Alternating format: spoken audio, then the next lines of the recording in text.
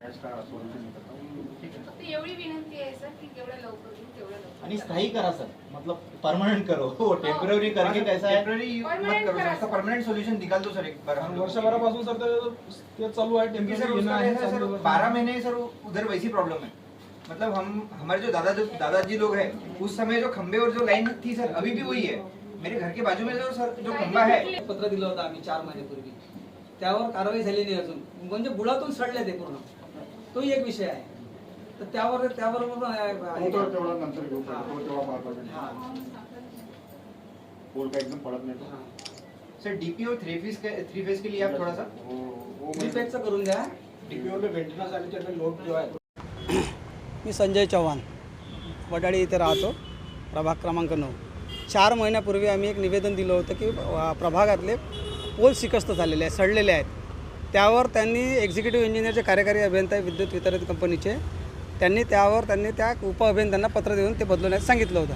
पण अजूनपर्यंत वडाळी सेंटरचं तक्रार निवारण सेंटर आहे त्यांच्या निष्क्रियतेमुळे दिवसेंदिवस समस्या वाढत चाललेल्या आहे. आता उन्हाळ्याचे दिवस आहे, 4-4 तास 6-6 तास लाईन जाते. लोकांचे कूलर, फ्रीज, पंखे, टी व्ही वगैरे बरेचसे नुकसान झालेलं आहे. म्हणून आज कार्यकारी अभियंता यांना घाटोडे साहेबांना आम्ही भेटण्यासाठी आलो होतो. त्यांना निवेदन दिलं. त्यांनी सांगितलं की तुमचे ट्रान्सफर 8 दिवसात बदलून देतो, असं त्यांनी आम्हाला आश्वासन दिलं.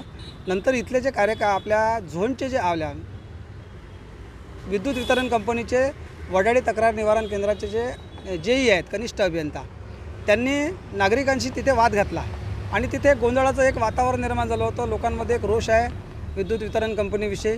त्यांनी या बाबीकडे गांभीर्याने लक्ष द्यावं, कारण वडाळी भाग हा याचा गावठांचा भाग आहे. ग्रामीण भागासारखी वर्तणूक लोकांचे एकमेकांसोबत चांगला संवाद आहे.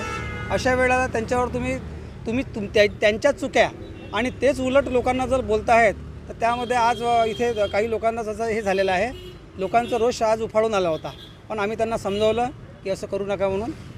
त्यामुळे आम्ही जर समस्येचं निवारण झालं नाही तर पालकमंत्री महोदयांकडे आम्ही चंद्रशेखरजी बावनकुळे साहेबांकडे नेऊ आणि ते निश्चितच त्या समस्येचं निवारण करतील. यासाठी आम्ही निवेदन घेऊन आलो.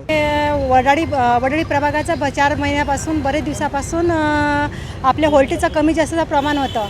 काही त्याच्यामध्ये टीव्या गेल्या, काहींचे कूलर गेलेले आहे, मजूर वर्ग आहे. त्याच्यामुळे कसं आहे आम्ही बरेच 4 महिन्यापासून पोलसुद्धा सडलेले आहे. काही पोल तर पडायलासुद्धा झालेले आहे, पण तरी MSCB सेंटर दुर्लक्ष करत आहे. त्याच्यामुळं कसं आहे की आम्ही आधीसुद्धा निवेदन वगैरे पत्र वगैरे सगळे दिले. आज काही माझ्यासोबत महिला भगिनी वगैरे सोबत होत्या आणि त्यांच्या काही तर मजुरी पाडूनसुद्धा घरी राहून इथं धडक दिलेली आहे आम्ही. आणि घाटोडे साहेबांना निवेदन दिलं. त्यांनी आम्हाला 8 दिवस दिले. 8 दिवसात त्यांनी आम्हाला सांगितलं की आम्ही 8 दिवसामध्ये म्हणजे आम्ही करून देतो, काही कारवाई वगैरे काही करतो आणि त्यांनी ट्रान्सफॉर्मर बसून देतो असं त्यांनी सांगितलं.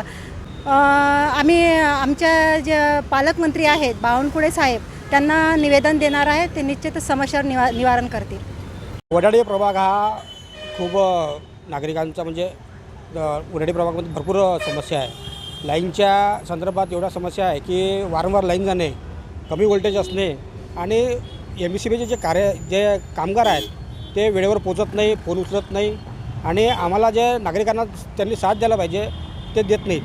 अशा भरपूर समस्या वडाळी प्रभागामध्ये आहे. त्या साहेबांना विनंती आहे की त्यांनी आमचं लवकरात लवकर या प्रश्नाचं निराकरण करावं.